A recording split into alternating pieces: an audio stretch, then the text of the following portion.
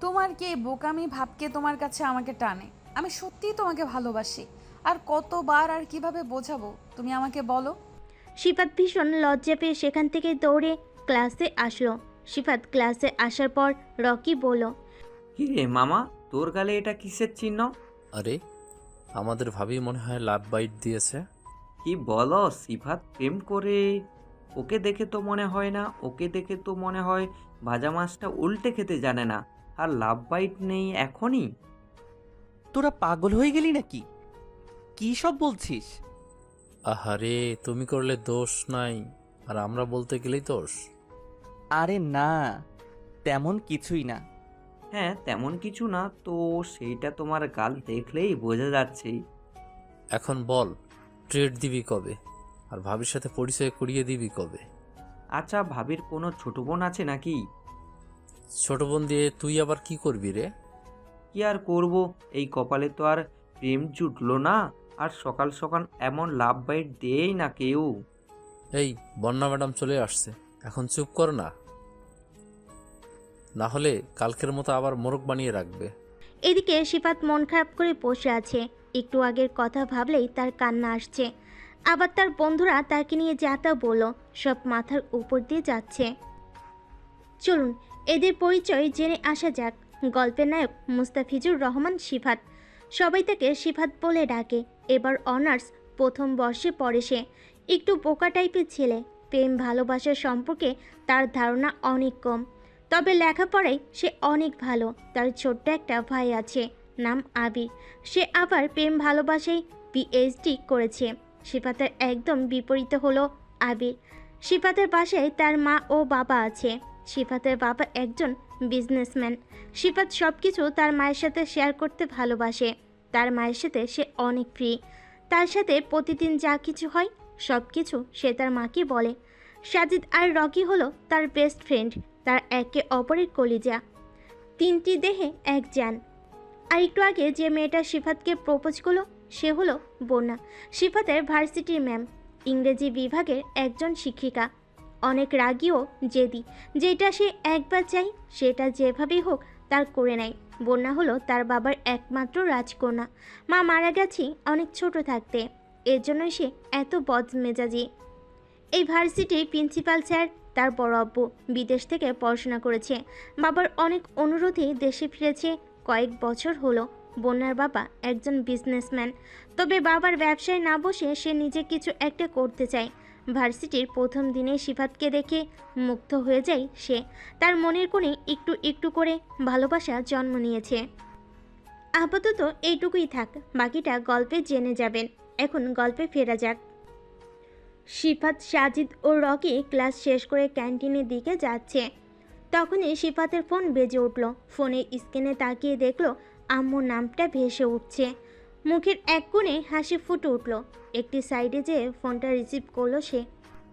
আসসালামু আলাইকুম আম্মু, কেমন আছো তুমি? ওয়ালাইকুম আসসালাম বাবা, আমি ভালো আছি। তুমি কেমন আছো? জি আম্মু, আমিও ভালো আছি। এভাবেই কথা বলতে লাগলো সিফাত ও সিফাতের আম্মু। একসময় সিফাত বলে উঠল, আম্মু, এই ভার্সিটি মনে হচ্ছে আমার কাছে নিরাপদ না। কেন, কি হয়েছে? কোনো সমস্যা? জি, অনেক বড় সমস্যা হয়েছে। কি হয়েছে বাবা, আমাকে বলো। এই ভার্সিটিতে আসার পর থেকে আমার সাথে সব খারাপ হচ্ছে। আজকে সকালেও ভার্সিটিতে আসার সময় একটা মেয়ে। একটা মেয়ের সাথে কি কিছু হয়েছে? আম্মু। কি হয়েছে বাবা? ওই ভার্সিটিতে কি মেয়েরা নিরাপদ না? মেয়েরা তো নিরাপদ, কিন্তু তোমার ছেলের নিরাপদ না। কি হয়েছে আমাকে সেটা বলো। তারপর কান্না কান্না কণ্ঠে সিফাতের সাথে ঘটে যাওয়া সব ঘটনা বলতে লাগলো তার আম্মুকে। কি ব্যাপার, শাশুড়ি আম্মার কাছে কি বলা হচ্ছে? আ- আ- আপনি এখানে? কার সাথে কথা বলছিস বাবা? আম্মু, তোমাকে পরে ফোন করছি, এখন রাখি। এই বলে ফোন রেখে দিল সিফাত। সামনের মেয়েটিকে দেখে অনেক ভয় পেয়ে গেল সে। না জানি এখন আবার কি করে তার সাথে। এসব ভাবলেই কান্না আসছে সিফাতের। সিফাতের মুখের অবস্থা দেখে হো হো করে হাসতে লাগলো বন্যা। বন্যার এমন হাসি দেখে সিফাত বলতে লাগলো, প্লিজ আমাকে কিছু করবেন না ম্যাডাম, আমি আপনার কি ক্ষতি করছি? বারবার কেন আমার সাথে এমন করেন? তুমি আমার অনেক বড় ক্ষতি করেছো মেরি জান। কি কি কি কি ক্ষতি করছি? ভয়ে ভয়ে কথাগুলো বলল সিফাত। সিফাতের এমন কাণ্ড দেখে বন্যা একটা দুষ্ট হাসি দিয়ে বলল, এই পাগলা তো ভয় পাচ্ছ কেন?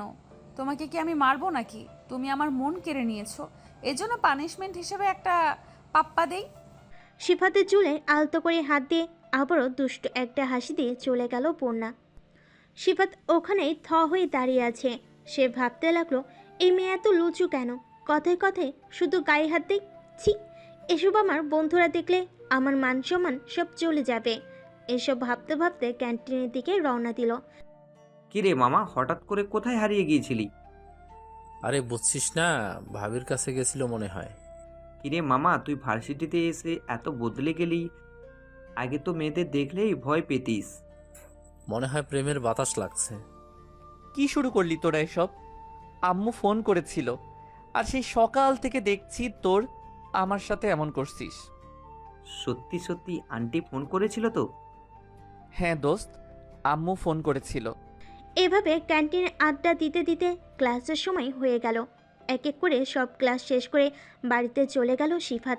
সিফাত পাশে এসে নিজের রুমে ঢুকে পড়ল। সারাদিনের ক্লান্তিতে বিছানায় গা এলিয়ে দিতেই ঘুমের রাজ্যে প্রবেশ করলো সিফাত। অন্যদিকে আবির বাসায় ফিরে সোজা তার মায়ের কাছে গিয়ে হাজির হলো। মা তখন রান্নাঘরে রান্না করছে। আবির কিছুক্ষণ মায়ের দিকে চুপচাপ তাকিয়ে থাকলো। মা তার দিকে তাকিয়ে মুচকি হেসে বলেন, কি রে, এভাবে তাকিয়ে আছিস কেন? কিছু বলবি? আবির একটু হেসে বলল। আম্মু জানো, আজকে একটা মজার ঘটনা হয়েছে। মা হেসে বলল, আবার কি করলি? তোর মজার ঘটনা মানেই তো কোনো দুষ্টুমি। আবির গম্ভীর মুখে বলল। না আম্মু, দুষ্টুমি না, আসলে আমি কয়েকটা প্রেম করেছি। মা তখন পুরোপুরি থমকে গেলেন। রান্না করতে থাকা হাত থেমে গেল। বিস্ময় নিয়ে বলেন, তুই কি বললি? ক্লাস 9-এ পড়িস আর তুই প্রেম করছিস, তাও আবার কয়েকটা? আবির একটু লজ্জা পেয়ে বলল, হ্যাঁ আম্মু, কি করবো বলো, মেয়েগুলো তো এমনিই পছন্দ করে। আর আমি যে কিউট, আমাকে দেখলেই তো মেয়েরা ফিদা হয়ে যায়। মা তার কথায় আরো অবাক হয়ে বলেন, তুই কি সিরিয়াস? কতগুলো প্রেম করিস তুই? আবির গর্বের সাথে বলল। 4টা, আর সবাই আমার ভালো বন্ধু।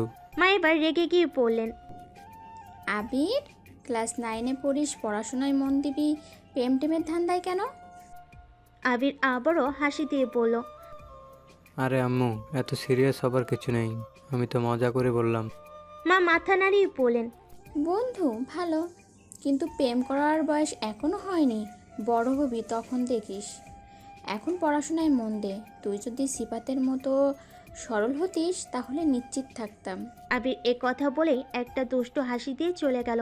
মা মৃদু হাসলেন, তবে মনে মনে ভাবলেন, এই ছেলেটা যদি একটু সিফাতের মতো হতো।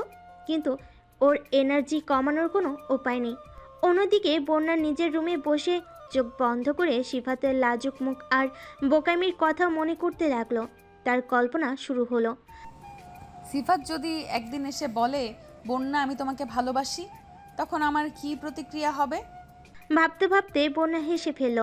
ওর মুখটা কিভাবে লাল হয়ে যাবে, আর আমি কেমন চুপ হয়ে যাব। সে ভাবছিল কিছুদিন আগে কলেজের অনুষ্ঠানে যখন সিফাত মঞ্চে দাঁড়িয়ে বক্তৃতা দিচ্ছিল, ওর হাত কাঁপছিল। আমি ওর পাশে দাঁড়িয়েছিলাম আর মনে হচ্ছিল একটু যদি সাহস দিতাম তাহলে হয়তো ভালো কিছু বলতো। এমনকি বন্যা কল্পনায় সিফাতকে নিয়ে আরও কিছু মজার পরিস্থিতি তৈরি করলো। ধরি একদিন আমরা একসাথে পিকনিকে গেছি। আমি কিছু মজার কথা বলে সিফাত মাটিতে তাকিয়ে লজ্জা পাবে। সেদিন আমি তাকে বলবো, সিফাত তুমি তো কত ভালো। ও তখন নিশ্চয়ই বলবে, কই আমি তো কিছুই করতে পারি না। বন্যা আরও ভাবতে লাগলো। এখনকার ছেলেরা প্রেমের ব্যাপারে এত সিরিয়াস হয়, কিন্তু সিফাত তো কত সরল। সে ঠিক বুঝতেই পারে না যে আমি তাকে পছন্দ করি। এরপর সে ঠিক করে ফেলল, পরের বার আমি সিফাতের সাথে একটু বেশি খোলামেলা হব। হয়তো ওর ভয় কেটে যাবে, আর আমাদের মধ্যে একটা ভালো বন্ধুত্ব তৈরি হবে। বন্যা তার ভাবনা থেকে বেরিয়ে এসে নিজের মাথার চুল আঁচড়াতে লাগলো।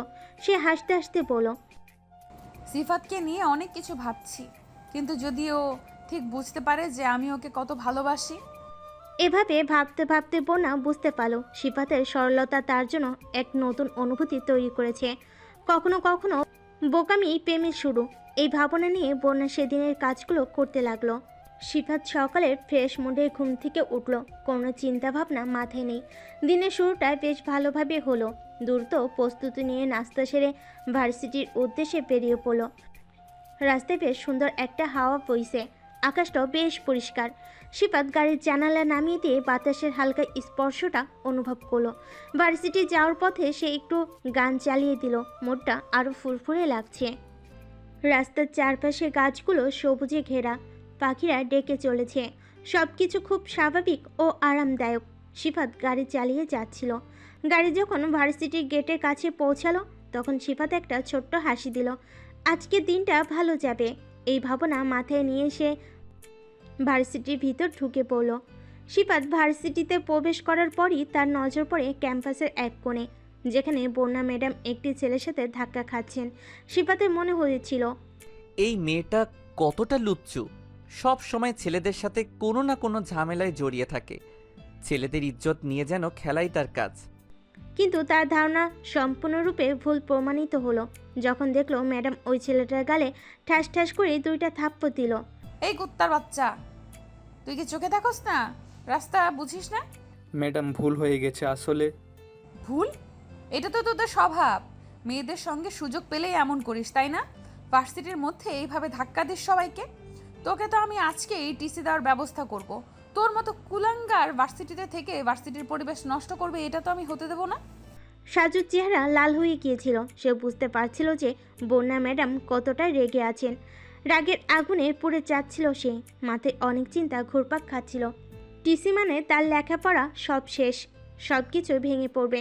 তাই সে ম্যাডামের কাছে অনেক আকুতি মিনতি করে যেন তাকে টিসি না দেয়। বন্যার চোখে রাগের জ্বালা ছিল, কিন্তু সাজির কথায় কিছুটা কোমলতা আসলো। দেখ সাজু, এইভাবে অজুহাত সৃষ্টি করে কোনো লাভ হবে না। তুই জানিস আমি এই ধরনের আচরণ সহ্য করতে পারি না। সাজু আরও কিছুটা ভেঙে পড়ল। ম্যাডাম আমি প্রতিজ্ঞা করছি ভবিষ্যতে এমন কিছু আর করব না। আচ্ছা ঠিক আছে, পরবর্তীতে এরকম কোনো ঘটনা দেখলে তখন তোর খবর আছে। বন্যা ম্যাডামের রাগের দৃশ্য তার চোখের সামনে বারবার ঘুরপাক খাচ্ছিল। তার চেহারা, গলায় রেখে কথা বলার ধরন, সব কিছু তাকে অস্বস্তিতে ফেলেছিল। আসলে তার আশপাশের বন্ধুরা আজ ভার্সিটিতে আসেনি, বিশেষ করে সাজিদ আর রকি। তাদের ছাড়া দিনটা বেশ একঘেয়ে লাগছিল। ক্লাসগুলো একটার পর একটা চলছে, কিন্তু সিফাতের মনোযোগ যেন কোথাও নেই। দৃষ্টির সামনে বসে থাকা ছেলে মেয়েদের মাঝে সে নিজেকে একা অনুভব করছিল। তাকে ভাবতে ভাবতে ক্লাসগুলো কিভাবে শেষ হয়েছে তা জানতেই পারল না। ক্লাস শেষ হওয়ার পরও তার মনটা অস্বাভাবিক হয়েছিল। সিফাত ভার্সিটি থেকে বের হয়ে দ্রুত গেটের দিকে হাঁটছিল। রাস্তার পাশে গাছগুলো তার দিকে খোঁজ নিচ্ছিল, কিন্তু সিফাতের মনে অন্য কিছু ছিল। সিফাত বাসে এসে দরজা বন্ধ করে নিজের বিছানায় শুয়ে পড়ল। মাথার মধ্যে নানান চিন্তা ঘুরপাক খাচ্ছে। ক্লাসে মনোযোগ দিলেও মনে মনে বিক্ষিপ্ত ছিল সে। বন্যা ম্যাডামের চোখে ধরা পড়ার বয়সে আজকের ক্লাসগুলোতে নিজেকে সংযত রেখেছিল, কিন্তু তার ভেতরের অস্বস্তি কিছুতেই কাটছে না। এদিকে বন্যার মেজাজ আগে থেকে বিগড়ে রয়েছে। তারপরে আবার সিফাতের ক্লাসে মনোযোগ থাকলেও তার মধ্যে একটা অস্বাভাবিকতা বন্যার চোখ এড়ায়নি। ক্লাসের পরে বন্যা সিফাতকে খুঁজলেন, কিন্তু সে ততক্ষণে বাসে চলে গেছে। বন্যা নিজের অফিসে ফিরে এসে চিন্তায় পড়লেন, কি এমন হলো যে সিফাত আজ এভাবে পালিয়ে গেল। বন্যা ঠিক করলো পরের ক্লাসে সিফাতের সঙ্গে সরাসরি কথা বলবে, কিন্তু তার মনের গভীরে একটা অদ্ভুত আশঙ্কা কাজ করছে। সিফাত বিছানায় শুয়ে শুয়ে নিজের মনে ভাবতে লাগলো। ভার্সিটিতে ঢোকার সময় বন্যা ম্যাডামের সাথে ওই ছেলের ঘটনা যেন তার মনের মধ্যে আচ্ছন্ন হয়ে আছে। সে ভাবছিল, বন্যা ম্যাডাম তো খুব রেগে গিয়েছিলেন, তবে হয়তো আমার মনে কিছুটা আশঙ্কা ছিল, কারণ সাজুর আচরণও ঠিক ছিল না। কিন্তু ম্যাডামের এত রাগ, আসলে কি সত্যি এত খারাপ কিছু ঘটেছে? দুর্বলতা অনুভব করে সিফাত নিজের চোখ বন্ধ করল। অনেকদিন ধরে ভার্সিটির চাপ এবং পরীক্ষার প্রস্তুতির কারণে সে ক্লান্ত ছিল। আজকের ঘটনা তার মনে কিছুটা অস্বস্তি রেখে গেল, কিন্তু সেগুলোকে পাশ কাটিয়ে যাওয়ার চেষ্টা করছিল। সন্ধ্যের দিকে সিফাত কিছুটা শান্ত হয়ে উঠল। তার বন্ধুরা যখন ভার্সিটিতে আসেনি তখন তার মনে হয়েছিল যে দিনটা খুব একঘেয়ে হয়ে গেছে। সাজিদ এবং রকির শূন্যতা তাকে একা করে রেখেছিল। তারপর ক্লাসের সব পড়া শেষ করতে লাগলো। কিছুক্ষণ পর তার মায়ের ডাক শুনে সে উঠে এসে দেখলো যে তার মা রাতের খাবার প্রস্তুত করছেন। সিফাত, কি হলো? তোমাকে আজ অনেক চিন্তিত লাগছে। কিছু হয়েছে? সিফাত কিছুটা অস্বস্তিতে পড়ে পড়ল। না মা, সব ঠিক আছে। ঠিক আছে, কিন্তু তোমার মুখের ভাব তো বলছে ভিন্ন কথা। ভার্সিটিতে কি কিছু সমস্যা হয়েছে? তখনই পাশ থেকে আবির বলে, দেখো তোমার ছেলে আবার ভার্সিটির কোন মেয়ের ইজ্জত নিল। সিফাত কিছুটা বিভ্রান্তে পড়ে গেছে।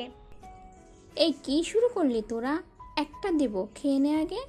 আবির একটা দুষ্টু হাসি দিয়ে খাওয়া শুরু করলো। সিফাত মাথা নিচু করে খেয়ে সোজা রুমে চলে গেল। রুমে যাওয়ার পর দেখলো তার ফোন বাজতেছে। ফোনের স্ক্রিনে সাজিদ নামটা জ্বলজ্বল করছে। অনেকটা রাগ ও বিরক্তি নিয়ে ফোন রিসিভ করলো সিফাত। কি মামা, আজ ভার্সিটি গেছিলি? হ্যাঁ, তোরা আসিস নাই কেন? জানিস না তোদেরকে ছাড়া আমার কোথাও মন বসে না। আমি তো একটু বাবার অফিসে গেছিলাম। কেন, রকি যায়নি? না রে, আজ ভার্সিটিতে রকিও আসে নাই। একা একা কি আর ভালো লাগে। কেন, সে লাভ বাইট মেয়েটা আসেনি? হ্যাঁ, আসছি। কিরে মামা, তোর তো ঈদ লেগে গেছে। এ কথা বলেই সাজিদ হাসতে লাগলো। সিফাত বিভ্রান্তে পড়ে গেছিল। কি বলবে ও এইটা? এখন বন্ধু মহলে সবাই তো এই বিষয় নিয়ে মজা করবে। সাজিদ বলল, আচ্ছা মামা, তাহলে এখন রাখি। কালকে লাভ বাইটের সাথে পরিচয় করিয়ে দিবি কিন্তু। আর ট্রিটটা তো তোলা থাকলো। সিফাত আর কিছু বলার আগেই টুট টুট করে ফোনটা কেটে গেল। সিফাত একটা গভীর শ্বাস নিয়ে বিছানায় গা এলিয়ে দিল। তারপরে শুয়ে শুয়ে ফেসবুক চালাতে লাগলো। তখন হঠাৎ করে একটা আইডি থেকে মেসেজ আসলো। এই ছেলে, তুমি এত বোকা কেন? সিফাত মেসেজটা দেখে একটু অবাক হয়ে গেল। আইডির নাম নীল আকাশের পরী। সিফাত আইডিতে প্রবেশ করে বোঝার চেষ্টা করলো কে এই মেয়েটা। সিফাতের ভাবনার মাঝে আবারও একটা মেসেজ আসলো ওই আইডি থেকে। তোমার চোখের সরলতা, মুগ্ধ করা হাসি, সব ভুলে যাওয়াতেও কত মিষ্টি বাসি।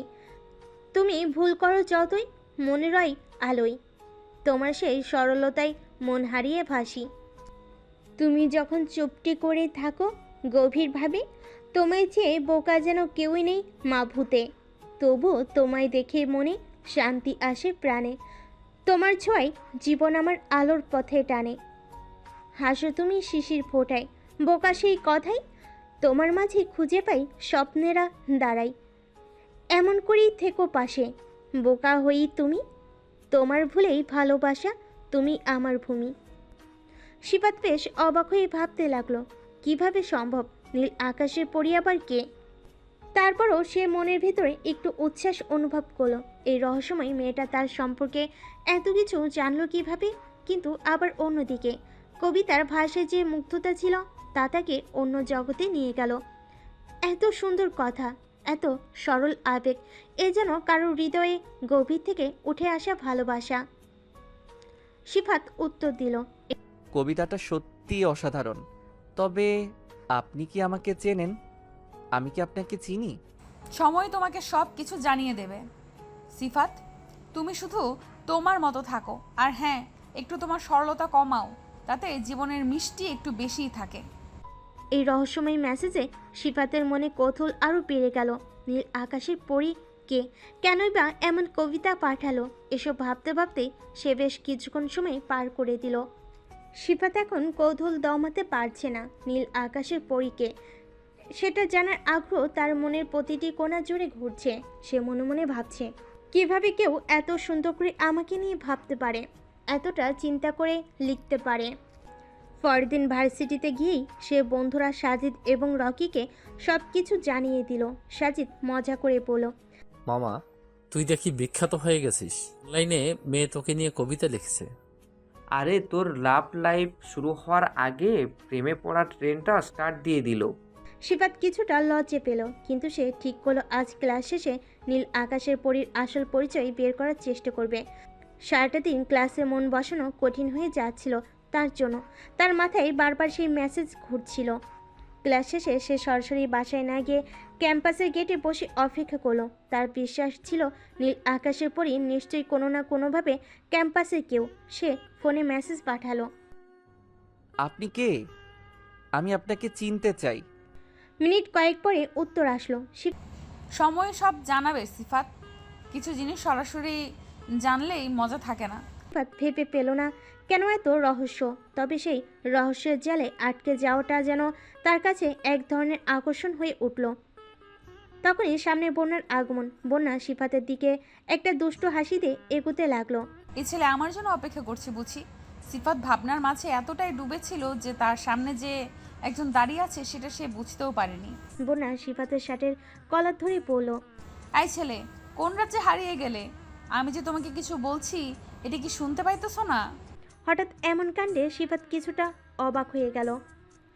এতক্ষণ তো ভালোই ছিল, এই মেয়েটার আবার আসার কি প্রয়োজন ছিল? এখন আবার কি করে কে জানে। সিফাত করুণ চোখে বন্যার দিকে তাকালো। এই ছেলে, এইভাবে তাকাও কেন? তুমি এইভাবে আমার দিকে তাকালে আমি নিজেকে কন্ট্রোল করতে পারি না যে। সিফাত তৎক্ষণাৎ চোখ নামিয়ে নিল। লজ্জায় মুখ লাল হয়ে গেছে ছেলেটার। বন্যা আলতো হাতে সিফাতের চুলে হাত দিয়ে পড়ল। আমার মনটা তো নিয়ে নিয়েছ অনেক আগে, অপেক্ষায় থাকলাম কবে আমাকে ঘরে তুলবে। এই কথা বলেই বন্যা সাইডে চলে গেল। সিফাত বাড়িতে আসার পর থেকে অনেক চিন্তিত, কোথাও সে মন বসাতে পারছে না। বিকেলের নরম আলোতে নিজের ঘরের জানালার পাশে বসে ফোন স্ক্রল করছিল। বাইরে হালকা বাতাস বইছিল আর আকাশে সাদা মেঘের ভেলা যেন ধীরে ধীরে ভেসে বেড়াচ্ছিল। চারপাশের এমন মনোমুগ্ধকর পরিবেশও সিফাতের মন কোথাও স্থির হচ্ছিল না। তার মনের গভীরে একটা অস্বস্তি, একটা অদ্ভুত টানাপ্রণে কাজ করছিল। হঠাৎ করে তার ফোনে একটি মেসেজ এলো। নীল আকাশে পড়ে মেসেজ করেছে। কেমন আছো? কেমন চলছে তোমার দিনগুলো? সিফাত এক মুহূর্ত থমকে গেল। নীল আকাশের পরীর মেসেজ এলেই তার মন অন্যরকম হয়ে যায়। তার অজান্তেই হালকা একটা হাসি ফুটে ওঠে ঠোঁটের কোণে। সিফাত দ্রুতই রিপ্লাই করলো। ঠিক আছি, কিন্তু একটা অদ্ভুত টানাপোড়েন বোধ করছি। কিছুক্ষণ অপেক্ষা করার পর আবার মেসেজ এলো। টানা পড়নে কেন? কিসের জন্য? সিফাত কিছুক্ষণ ভেবে উত্তর দিল। আমি জানি না। সিফাত পুরো ঘটনায় বেশ বিভ্রান্ত হয়ে পড়ল। বন্যা ম্যাডাম আর সেই রহস্যময়ী নীল আকাশে পড়ি তাকে দিনভর চিন্তায় রেখেছিল। নিজের মনের মধ্যে এক অদ্ভুত মিশ্র অনুভূতি কাজ করছিল। একদিকে ভার্সিটির ঘটনার কারণে কিছুটা অস্বস্তি, অন্যদিকে এই কবিতার সরলতা ও মুগ্ধতা তাকে নতুন করে ভাবাচ্ছিল। সে ভাবতে লাগলো, নীল আকাশের পরী কি সত্যি আমাকে চেনে? সে কে হতে পারে? কেনই বা এমন রহস্যময় মেসেজ পাঠালো?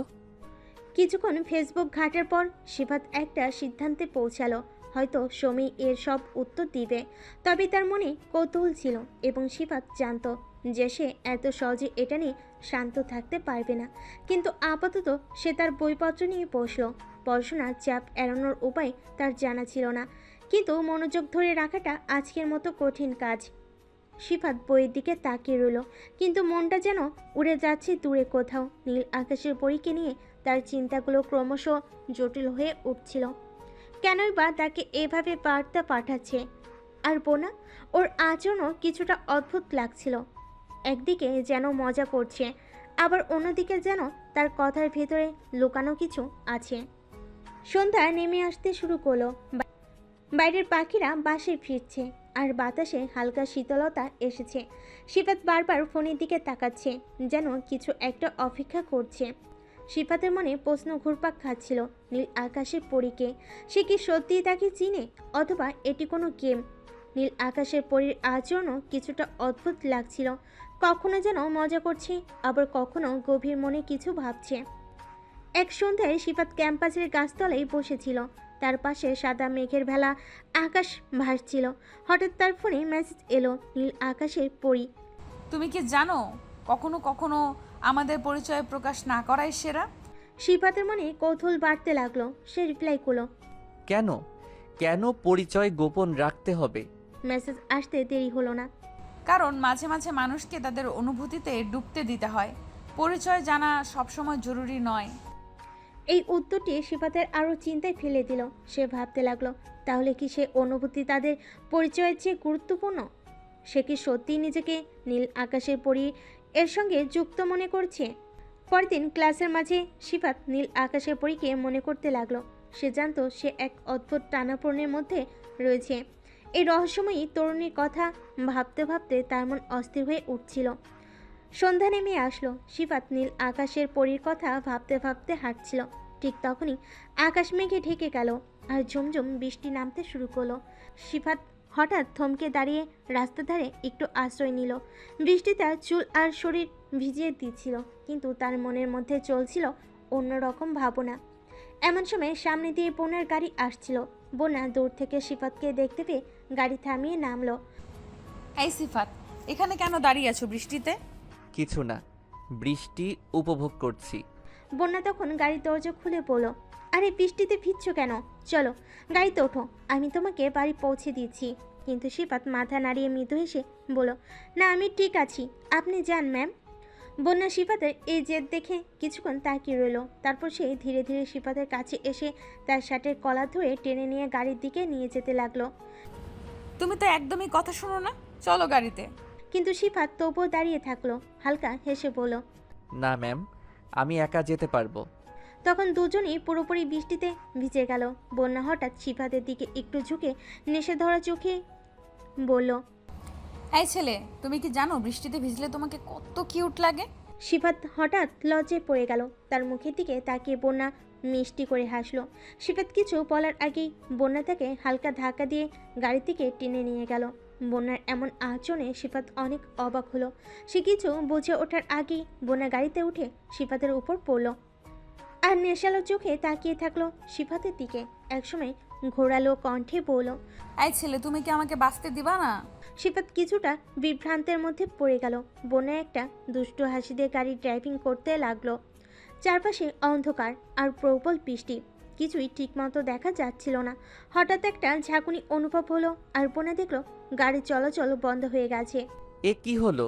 বন্যা দ্রুত গাড়ি থামিয়ে বাইরে বেরিয়ে এলো। সিফাতও গাড়ি থেকে নামলো। গাড়ির চারপাশে ঘুরে দেখে বন্যা বুঝলো একটা টায়ার পাংচার হয়ে গেছে। বন্যা হতাশ মুখে সিফাতের দিকে তাকিয়ে পড়ল। টায়ার পাংচার হয়েছে? বন্যা একটু চারপাশে তাকিয়ে পড়ল। আর একটা বড় সমস্যা আছে সিফাত, আমরা ভুল রাস্তায় চলে এসেছি। ভুল রাস্তা কিভাবে সম্ভব? আমরা ঠিক যে রাস্তা দিয়ে যাচ্ছিলাম সেটা তো অন্যদিকে, এখানে কোথাও দিক নির্দেশনা ছিল না। এটা শুনে সিফাতের মুখে দুশ্চিন্তার ছাপ পড়ল। তারা দুজনে একে অপরের দিকে তাকিয়ে বুঝতে পারল যে তারা এখন বড় সমস্যায় পড়েছে। বৃষ্টি থামার কোনো লক্ষণ নেই আর অন্ধকার চারপাশে ঘনিয়ে আসছে। এখন কি করব? আমি জানি না সিফাত, আমরা কোথায় আছি সেটাই ঠিকমতো বুঝতে পারছি না। সিফাত এবং বন্যা অনেক টেনশনে পড়ে গেল। গাড়ি ঠিক করার জন্য প্রয়োজনীয় যন্ত্রপাতি নেই। চারপাশে কোনো বাড়িঘর বা আশ্রয়ের কোনো চিহ্ন নেই। চারপাশে অন্ধকার এবং বৃষ্টির মধ্যে সিফাত ও বন্যা উদ্বিগ্নভাবে দাঁড়িয়েছিল।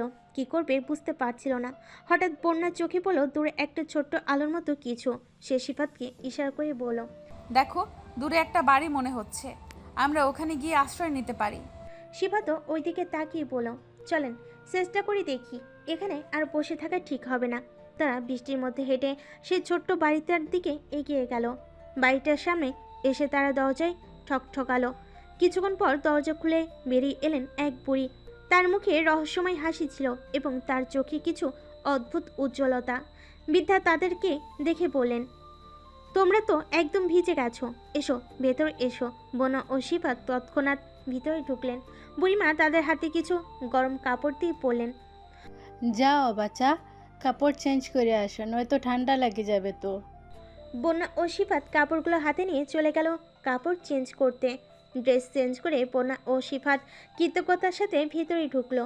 ঘরে ঢোকার পর তারা দেখতে পেল ঘরের ভেতরে আরও কিছু লোক বসে আছে। সবার চেহারা অদ্ভুত মনে হলো তাদের কাছে।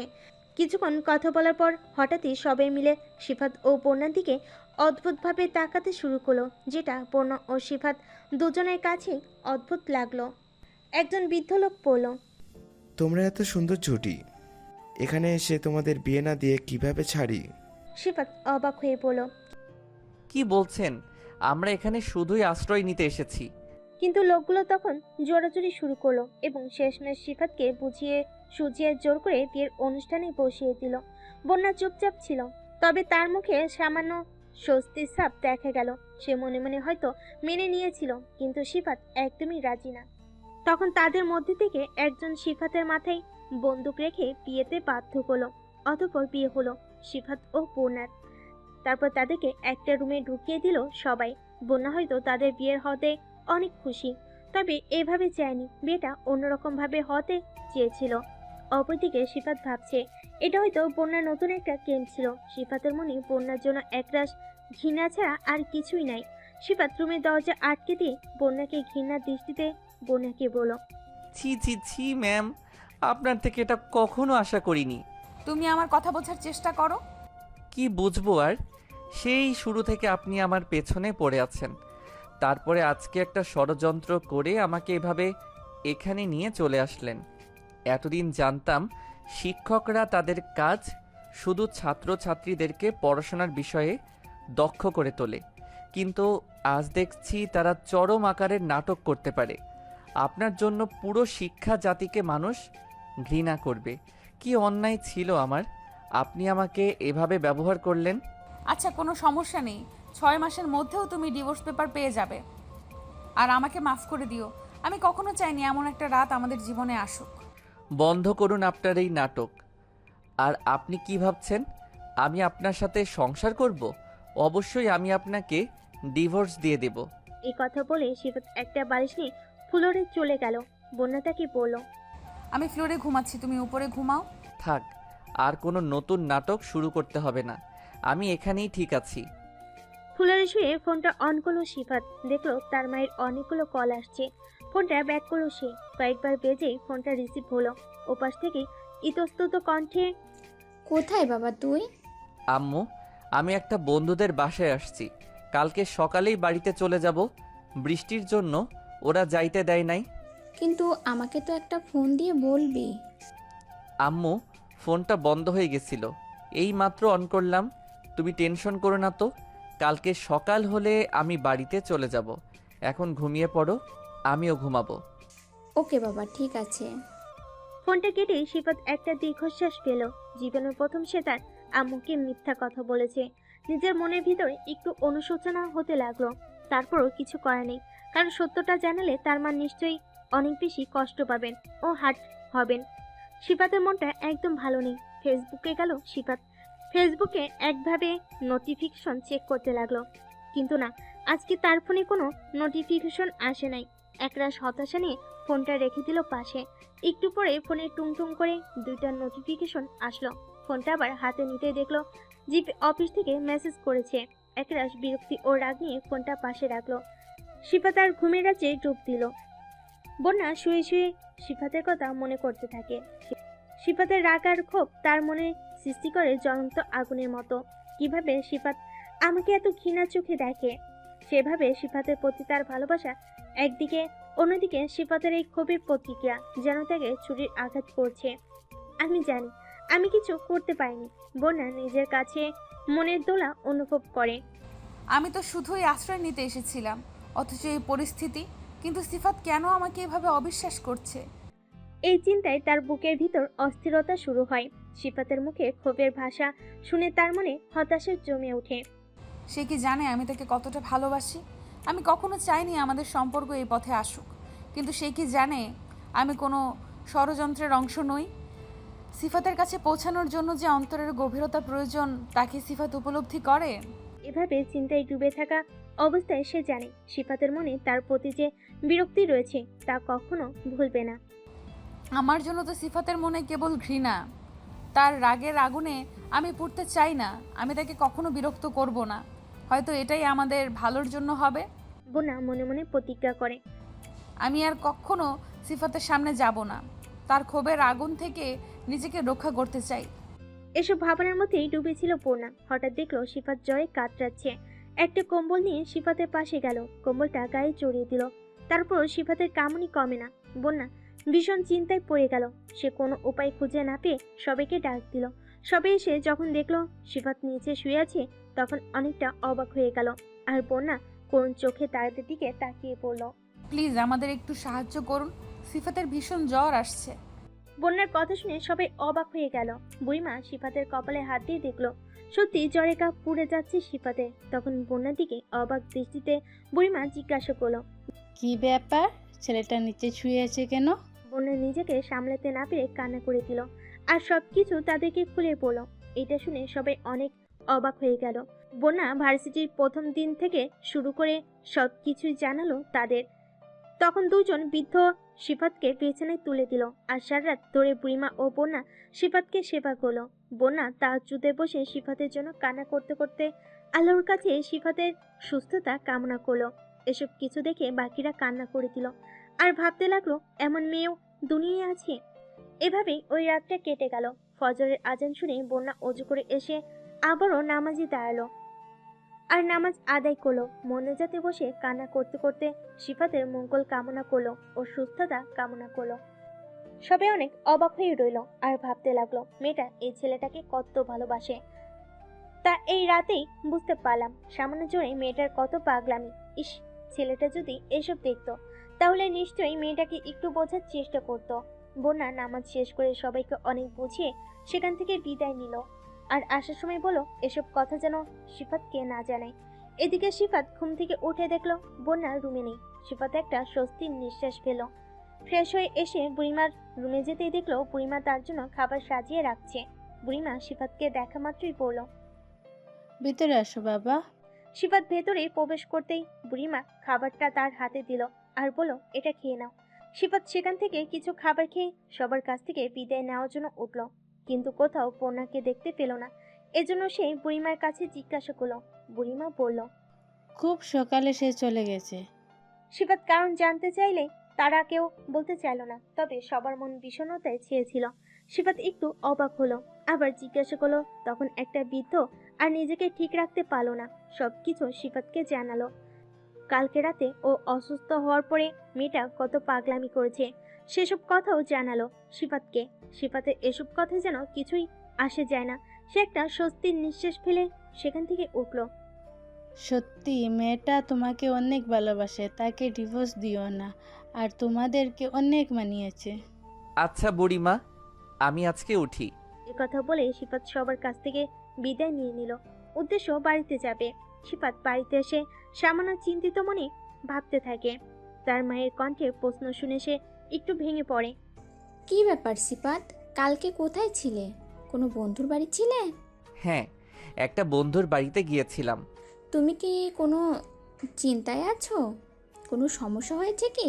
সিফাতের মনে আসে বোনের সাথে ঘটনার কথা। সে মনে মনে ভাবে, আমি মাকে বলে কি হবে? এসব কথা বলে আবার চিন্তা বাড়বে। আমি তো এত কিছু সামলাতে পারছি না। না আম্মু, কিছু হয়নি, আমি শুধু একটু ক্লান্ত। তবে সিফাতের মায়ের চোখে উদ্বেগ স্পষ্ট। ঠিক আছে, তবে বেশি চিন্তা করো না। আমি জানি তুমি কিছু লুকিয়ে রাখছো, আমাদের সাথে শেয়ার করলেও ভালো হয়। সিফাত কেবল মাথা নাড়ে।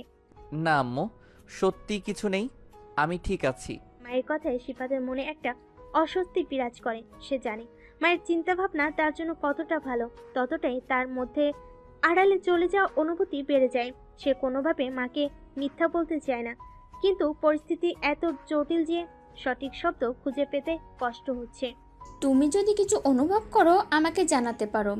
ঠিক আছে আম্মু, আমি তোমার কথা মনে রাখবো। অন্যদিকে বন্যা বাসায় ফিরে এসে নিজের ঘরে ঢুকে দরজা বন্ধ করে দেয়। সিফাতের প্রতি তার মনের যন্ত্রণা এবং ক্ষোভ ভিতরে ভিতরে তাকে কুড়ে খাচ্ছিল। বিছানায় বসে নিজের মোবাইলটা হাতে নেয়, কিন্তু কিছুতেই মন বসাতে পারছে না। সিফাতের কথাগুলো, তার রাগ আর ঘৃণার চাহনি বারবার মনে ফিরে আসছে। বন্যা ভাবে, সিফাতের কাছে থাকার চেষ্টা করেও কিছুই বদলায়নি। সে তো আমার ভালোবাসার কোনো মূল্যই দেয়নি। এভাবে নিজের জীবন আর নষ্ট করা যাবে না। তার মন কঠিন একটা সিদ্ধান্তের দিকে ঝুঁকে পড়ে। আমি এখান থেকে চলে যাব, খুব দ্রুতই চলে যাব। বিদেশে গিয়ে একটা নতুন জীবন শুরু করব। এই স্মৃতিগুলো আর আমাকে তাড়া করবে না। বিদেশে যাওয়ার সিদ্ধান্তটা অনেকদিন ধরেই মাথায় ছিল, কিন্তু সিফাতের জন্য সেটা বারবার পিছিয়ে দিচ্ছিল। এবার সে চূড়ান্তভাবে ভাবল আর অপেক্ষা করা যাবে না। নিজের ভবিষ্যতের দিকে তাকানোই শ্রেয়। বন্যা ধীরে ধীরে তার জিনিসপত্র গোছানো শুরু করে। পাসপোর্টটা টেবিলে রেখে বিমানের টিকিটের কথা ভাবতে শুরু করে। নিজের ভেতরে এক অদ্ভুত প্রশান্তি অনুভব করে, যেন এই নতুন সিদ্ধান্তটা তাকে মুক্তি দিচ্ছে। বিদেশে গেলে অন্তত এসব যন্ত্রণা থেকে মুক্তি পাবো। নতুন এক পৃথিবী, নতুন এক জীবন, সেখানে আর কেউ আমাকে কষ্ট দিতে পারবে না।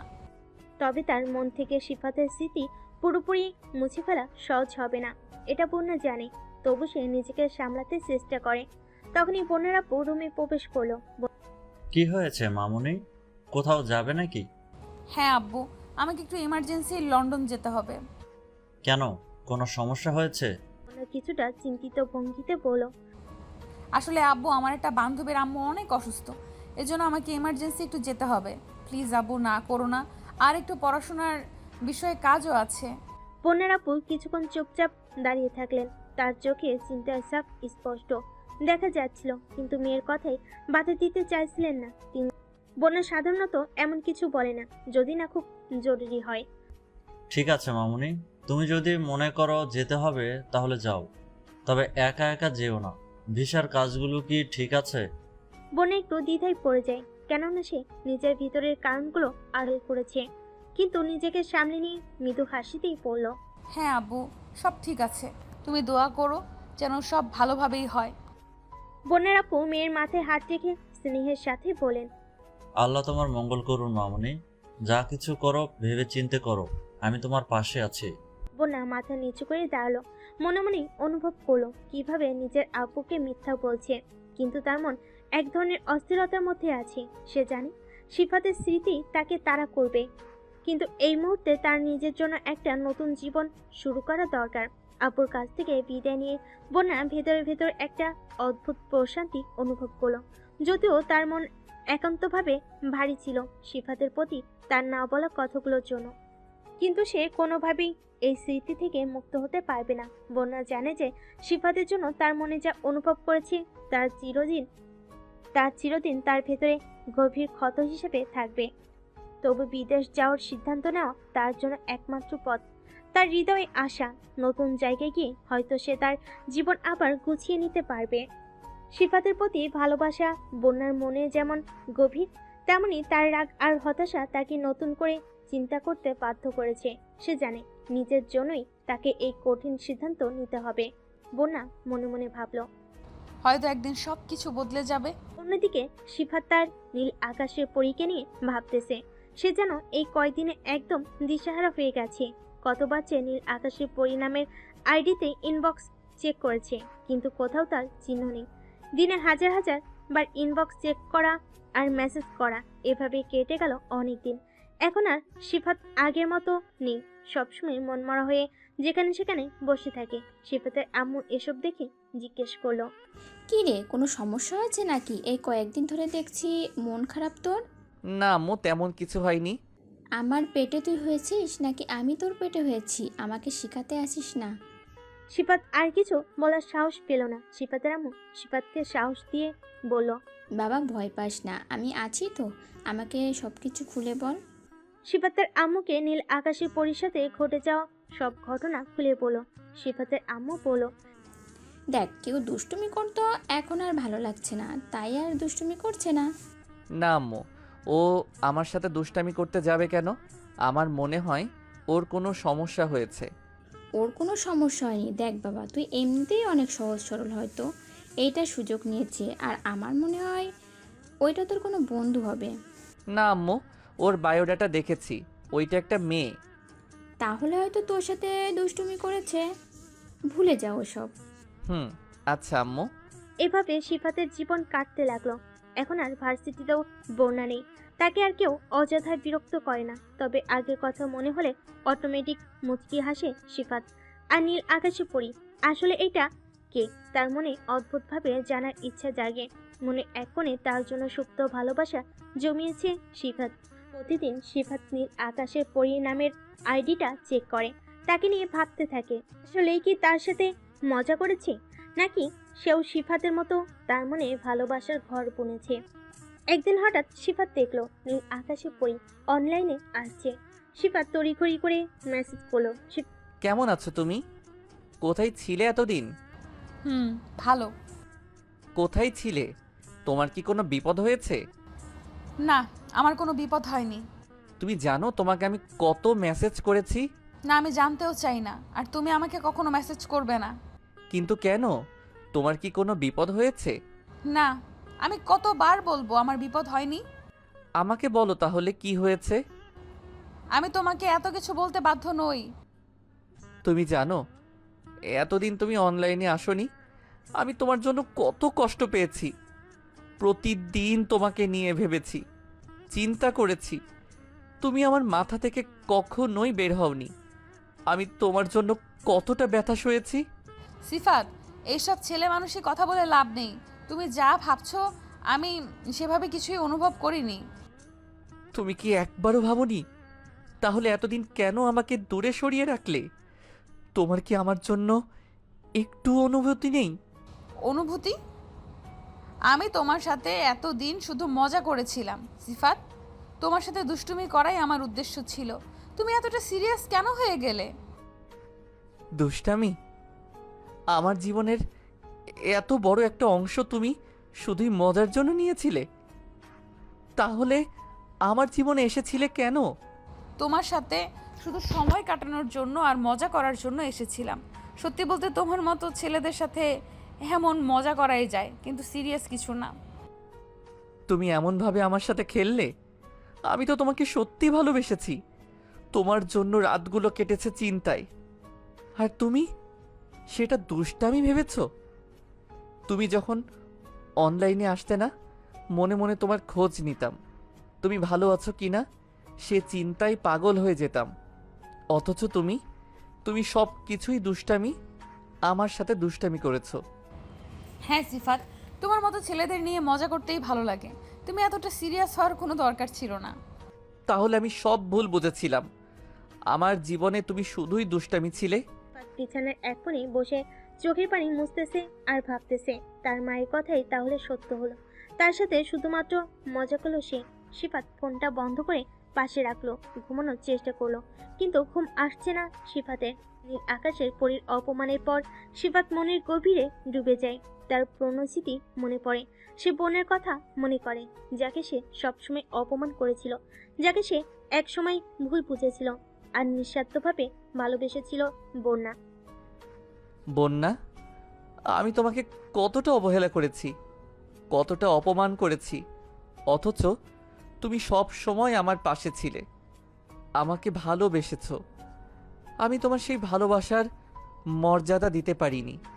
সিফাতের চোখের সামনে বন্যার হাসি মুখ ভেসে ওঠে।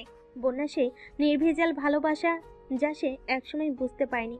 বন্যা ছিল সিফাতের জীবনের সবচেয়ে বড় আশ্রয়, কিন্তু সে আশ্রয়কে মূল্যায়ন না করে তাকে কষ্ট দিয়েছিল।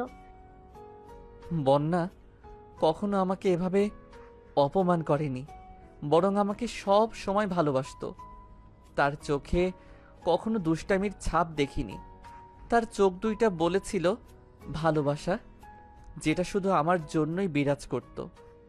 অথচ আমি তাকে কতবার কষ্ট দিয়েছি, আর আজ নীল আকাশের পরী আমার সাথে সেই একই কাজ করছে যেটা আমি বন্যার সাথে করেছিলাম।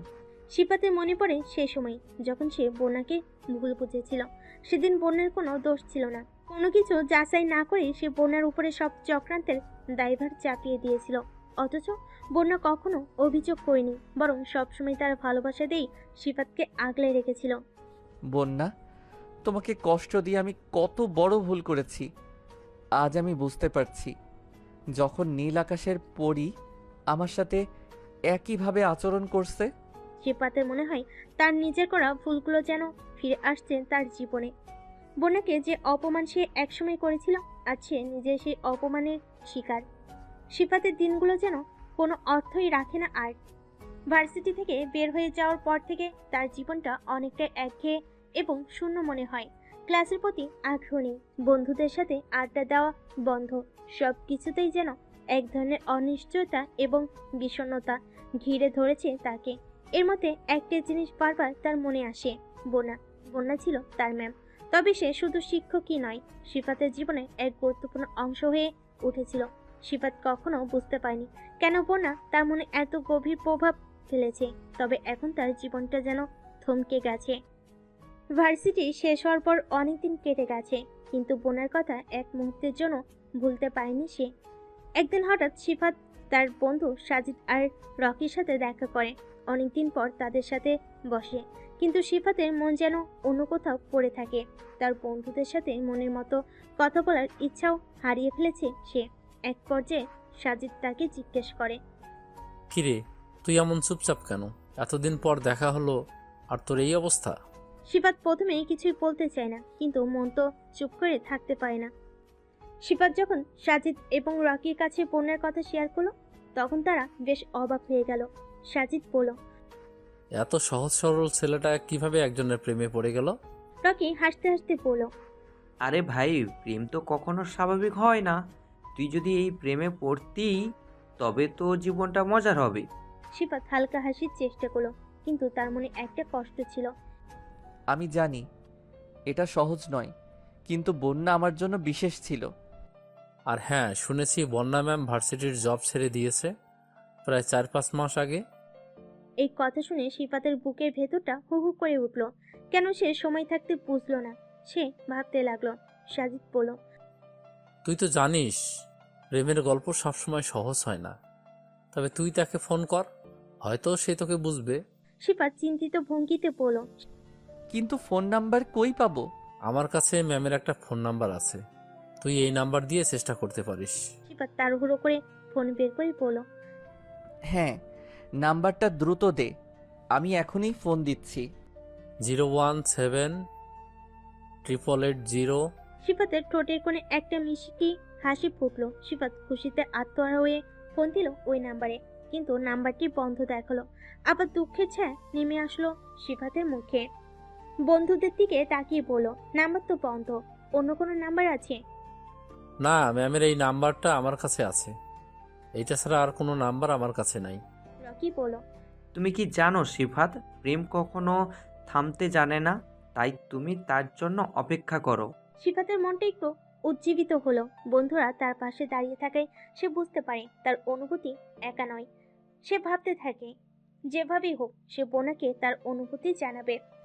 সিফাত বলল দৃঢ়তার সাথে, আমি তাকে মেসেজ করব, আমার ভালোবাসা কখনো মরে না। এভাবে সিফাতের মনে আশার জন্ম নিল। সাজিদ ও রকি সিফাতকে সবসময় সাপোর্ট করলো। সিফাতের ইচ্ছে আরো শক্তিশালী হয়ে উঠেছে। নামতে সিফাতের মনে শুধু বন্যার ছবি ভেসে উঠতে লাগলো। সেখান থেকে তাকে যেভাবে যেন একের পর এক স্মৃতি তাকে ঘিরে ধরলো। বন্যা, যার হাসি ছিল যেন সূর্যের আলো, সিফাতের জীবনে নিয়ে এসেছিল অদ্ভুত এক উষ্ণতা। সে মনে করে যখন বন্যা প্রথম আই লাভ ইউ বলেছিল, প্রথম কিস করেছিল, তখন সে কতটাই না বাচ্চা ছিল। এসবের কিছুই যেন তার ধারণা ছিল না, অথচ আজকে সে সবকিছুই বুঝতে পারছে বা উপলব্ধি করছে। সিফাত বারবার ভাবছে কিভাবে সে তার কাছে পৌঁছাতে পারবে। বন্ধু সাজিদ এবং রকি যখন বলেছিল যে বন্যা ভার্সিটি থেকে জব ছেড়ে দিয়েছে, তখন তার হৃদয় একেবারেই ভেঙে গিয়েছিল। কিন্তু সে নিজেকে থামিয়ে রেখেছে, কারণ তার মনে ছিল যে এই দূরত্বেও তাদের সম্পর্ক সম্ভব। সে এখন বন্যার সঙ্গে কথা বলার চেষ্টা করছে, কিন্তু তার মনে অন্য কিছু ঘুরছে। সে জানে সিম চেঞ্জ হলে বন্যাকে ফোন দেওয়ার সুযোগ নেই, তবে সে মেসেজ করার চেষ্টা চালাচ্ছে। আমি তোমাকে ভালোবাসি বন্যা, তুমি কি জানো আমি প্রতিনিয়ত তোমার কথা ভাবি। এই কথাগুলো মেসেজে লিখতে গিয়ে সিফাতের হাত কাঁপছিল। সে জানে এই মেসেজগুলো পাঠাতে হলে খুব সাবধানে হতে হবে। সন্ধ্যার অন্ধকারে যখন চারপাশে সবাই ঘুমাচ্ছে, তখন সিফাত একাকীভাবে বন্যার স্মৃতিতে ডুবে থাকে। বন্যা, তুমি কোথায়? আমার হৃদয়ে তোমার জন্য যে জায়গা আছে তা কখনো পূর্ণ হবে না। তুমি ফিরলে সব কিছু আবার নতুন করে শুরু হবে। বন্যা না ফেরার প্রশ্নটা সিফাতের মনে চেপে বসে। সে জানে তাদের মধ্যে কিছু ছিল, কিন্তু এখন সব যেন শেষ। এই অন্ধকার রাতে সিফাতের হৃদয়ে একটাই চিৎকার, বন্যা, আমি তোমাকে আবার চাই। দেখতে দেখতে 4 বছর কেটে গেল। এখন অনেক বড় হয়েছে সিফাত, তবে বন্যার কথা সে এখনো ভুলতে পারেনি। সিফাত ভার্সিটি লাইফ শেষ করে এখন বাবার বিজনেসে জয়েন করেছে। সারাদিন কাজ করে আর রাত হলেই বন্যার কথা মনে করে। বন্যার স্মৃতি ধরে এখনো আঁকড়ে আছে সিফাত। তবে এত বছরে কেউ জানে না সিফাত ও বন্যার বিয়ের কথা। সিফাত নিজেও জানে না বন্যা এখন কেমন আছে, কি করছে বা কোথায় আছে। সিফাত এই 4 বছরে অনেক খোঁজ নিয়েছে, কিন্তু কোথাও বন্যার চিহ্নটুকু পায়নি। সিফাত দিনের বেলায় পরিবারের সাথে হাসি খুশি থাকলেও রাতের আধারে সে যেন নিজেকে আর সামলাতে পায় না। এখনো প্রতিনিয়ত মেসেজ করে পূর্ণাকে। সিফাত একদিন শপিং মলে গিয়ে একটু বিরক্ত লাগছিল।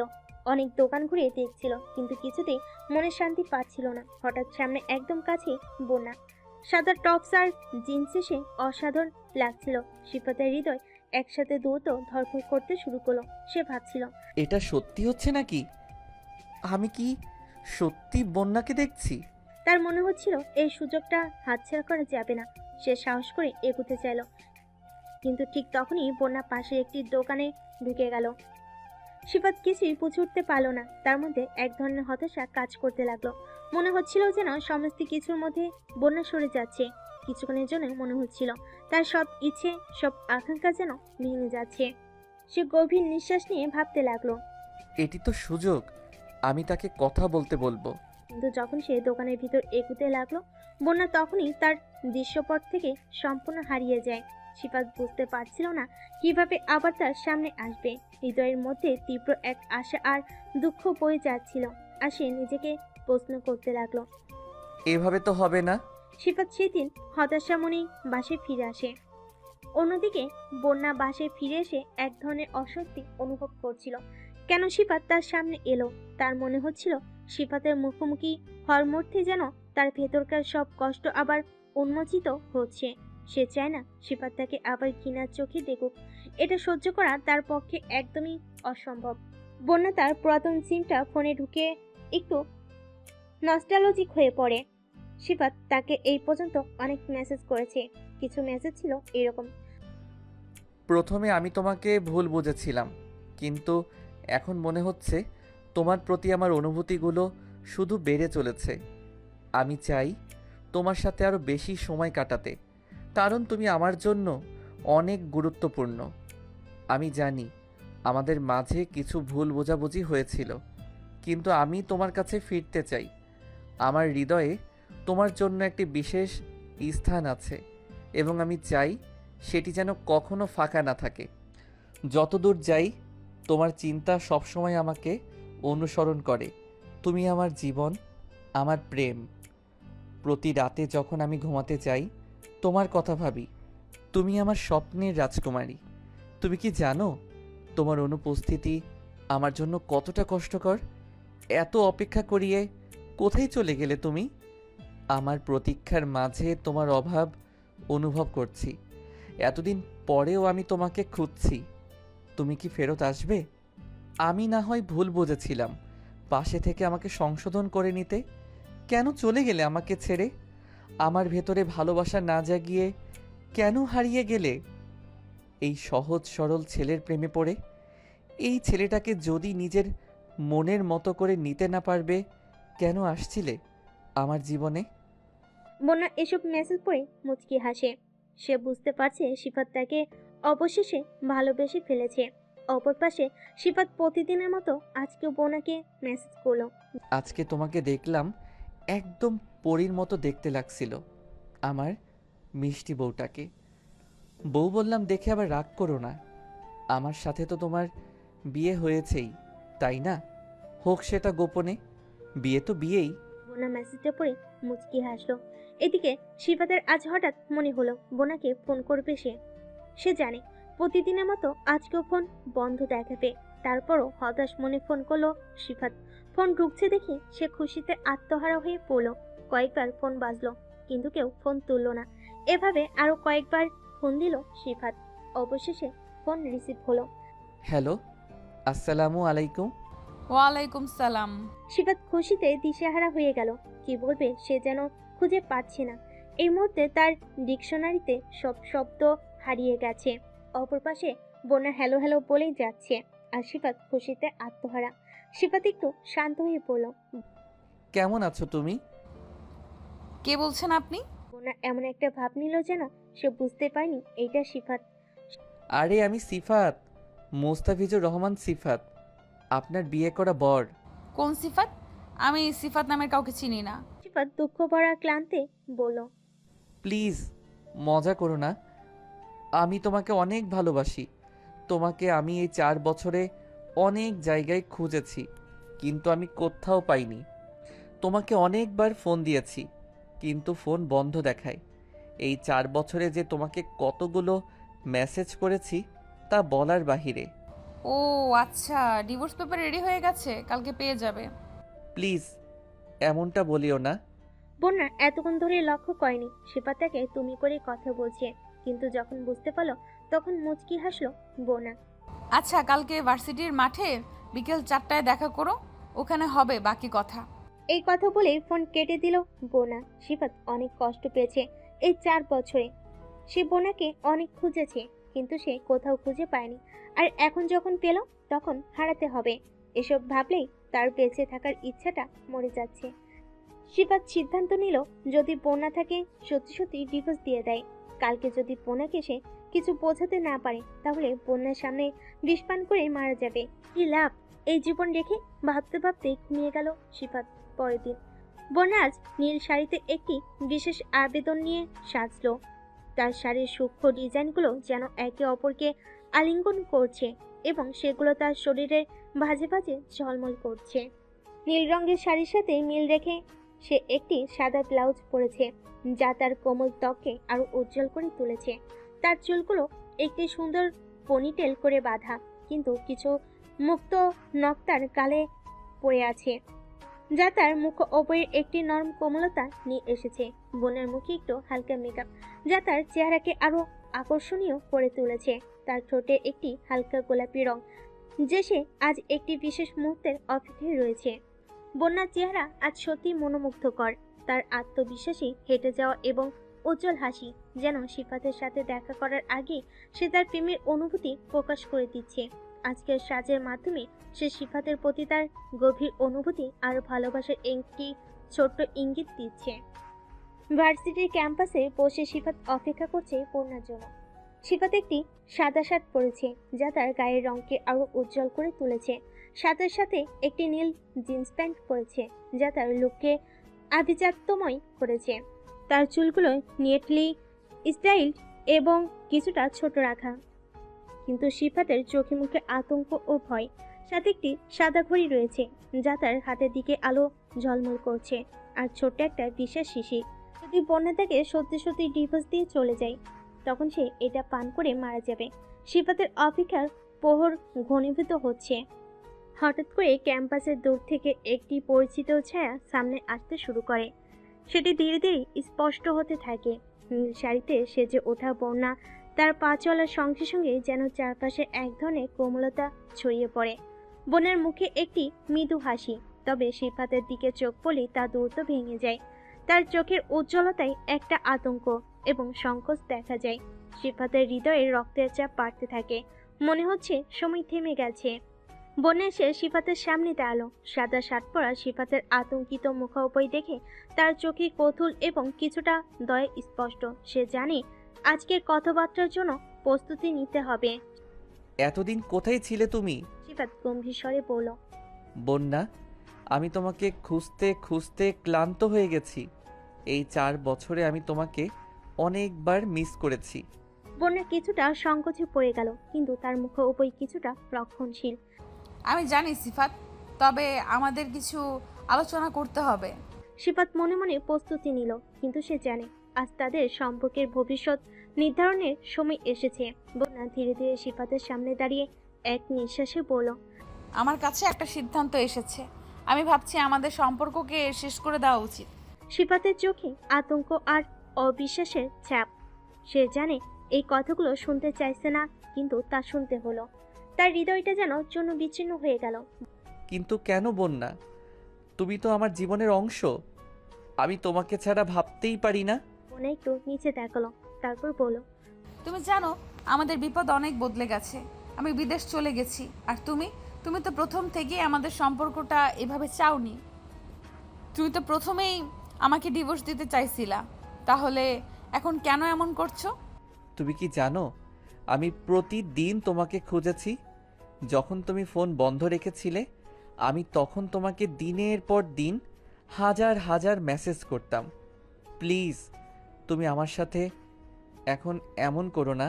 বন্যা কিছুক্ষণ নীরব থাকে, তারপর বলল, আমি চেষ্টা করেছি, কিন্তু কিছু জিনিস ঠিক হয় না। আমি চাই তুমি সুখী হও। আমি কখনো তোমাকে ভুলতে পারবো না। সিফাত তার কাঁধে হাত রাখলো। কিন্তু আমার সুখ তোমার সঙ্গে। আমরা সব কিছু কাটিয়ে উঠতে পারি, শুধু আমাদের একে অপরকে দরকার। বন্যা সিফাতের চোখের দিকে তাকে গভীর একটি নিঃশ্বাস পেল। সিফাত, আমি জানি তুমি আমাকে ভালোবাসো, কিন্তু আমাদের সম্পর্কটি আর আগের মতো নেই। আমি জানি তুমি এখনো আমার জন্য অপেক্ষা করছো, কিন্তু আমি তোমাকে এখন সঠিকভাবে ভালোবাসতে পারবো না। আমাদের পক্ষে আলাদা হওয়া ভালো। সিফাতের চোখে একটানা জল এসে গেল। তুমি কি মনে করো আমি তোমাকে এত সহজে ছাড়তে পারবো? বন্যা তার কণ্ঠে সহানুভূতি নিয়ে বলল, না না, আমি জানি এটা কঠিন, কিন্তু তুমি জীবনে এগিয়ে যাওয়ার জন্য শক্তিশালী। আমি চাই তুমি নতুন করে শুরু করো। সিফাত তখন তার প্যান্টের পকেট থেকে বিশেষ শিশিটা বের করে বলল, তুমি আমাকে ডিভোর্সের কথা বললে, আমি এটা খেয়ে নেব। আমার জীবন থেকে তুমি যদি এভাবে চলে যাও, আমি আর বাঁচতে চাই না। বন্যা অবাক হয়ে সিফাতের দিকে তাকায়। এটা কি বলছো?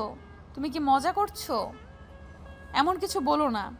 এটা মজা নয় বন্যা, আমি তোমাকে ভালোবাসি। তোমাকে ছাড়া আমি বাঁচতে পারবো না। বন্যা তার কথার আবেগপূর্ণ হয়ে গেল। সিফাত, আমি চাই তুমি ভালো থেকো। আমি চাই তোমার জীবনে সুখ আসুক। সিফাত মাথা নিচু করে বিশেষ শিশিটা হাতে ধরে রেখেছে। তুমি যদি সত্যি আমার জন্য চিন্তা করো, তবে আমার হাতে বাঁচানোর সুযোগ দাও। সিফাত, আমি চাই তুমি সুখী হও, কিন্তু এভাবে নয়। আমি চাই তুমি নিজের জন্য বাঁচো। আমি তোমার সাথে থাকলেই সুখী হব। তুমি যদি সত্যি আমার জন্য কিছু করো, তবে আমাকে আরেকটা সুযোগ দাও। আমাদের ভালোবাসার শেষটা এভাবে হতে পারে না। সিফাত, আমি তোমাকে বুঝতে পারি। আমি জানি তুমি আমাকে ভালোবাসো, কিন্তু আমাদের জীবন এত সহজ নয়। তুমি তো জানো আমি চাই না তুমি এমন পরিস্থিতিতে পড়ো। সিফাতের গলা ভারী হয়ে গেল। সে ধীরে ধীরে বলল, আমাদের ভালোবাসা সহজ নয়, সেটা আমি জানি, কিন্তু এটা এমনভাবে শেষ হতে পারে না বন্যা। আমি তোমার সাথে আবার সব শুরু করতে চাই। বন্যা চুপচাপ দাঁড়িয়ে রইল। সে বুঝতে পারল সিফাত তাকে সত্যি হারাতে চায় না। কিছুক্ষণ পর বন্যা গভীর শ্বাস নিয়ে বলল, আচ্ছা সিফাত, আরেকটা সুযোগ দাও, তবে এটাই শেষ। কিন্তু মনে রেখো, আমাদের সম্পর্ককে ঠিক রাখতে হলে দুজনেরই অনেক কিছু করতে হবে। সিফাতের চোখে আনন্দের ঝলক দেখা গেল। সে ধীরে ধীরে বিশেষ শিশিটা সরিয়ে ফেলে বলল, তুমি যা চাও আমি সব কিছু করতে রাজি, শুধু তুমি আমার সাথে থাকো। বন্যা হঠাৎ হাসলো, একটু মজা মিশ্রিত কণ্ঠে বলল, আমি জানতাম তুমি আমাকে ভালোবাসো সিফাত, কিন্তু তুমি আমাকে এতটা ভালোবেসে ফেলেছো সেটা আমি বুঝতে পারিনি। এই জন্য তোমাকে একটু পরীক্ষা করলাম। সিফাত বিস্মিত হয়ে তাকিয়ে রইল। কিছু না বুঝে প্রশ্ন করল। তুমি কি বলতে চাইছো বন্যা? বন্যা তার দিকে চোখ মিটমিট করে বলল, এই পুরো নাটকটা আমার তৈরি। এতক্ষণ যা করলাম সেটা সম্পূর্ণ নাটক ছিল, আর ওই নীল আকাশের পরি আইডিটাও আমারই ছিল। সিফাত চমকে উঠল। তুমি সব কিছু জানো? বন্যা মাথা নাড়ল। হ্যাঁ সিফাত, তোমাকে ফিরে পেতে আমি এই সব কিছু করেছি। আমি চেয়েছি তুমি নিজেই বুঝতে পারো তুমি আমাকে কতটা ভালোবাসো। সিফাত হতবাক হয়ে বন্যার দিকে তাকিয়ে রইল। তার হৃদয়ে এক অদ্ভুত প্রশান্তি নেমে এলো। সে ধীরে ধীরে হাসলো এবং বলল, তাহলে তুমি পুরোটা সময় আমাকে নিয়ে খেলা খেলছিলে? বন্যা হেসে বলল, না, খেলা না, তোমাকে পরীক্ষায় ফেলেছিলাম, আর তুমি সফল হয়েছো সিফাত। সিফাতের চোখে আনন্দের ঝলক ফুটে উঠল। সে হেসে বলল, তাহলে এই পরীক্ষা শেষ, এবার আমাদের নতুন জীবনের শুরুটা করি। এভাবেই তাদের সম্পর্কের এই গুরুত্বপূর্ণ পর্বটি শেষ হয়, যেখানে ভুল বোঝাবুঝি এবং নাটকীয়তার পরও ভালোবাসায় জয়ী হয়।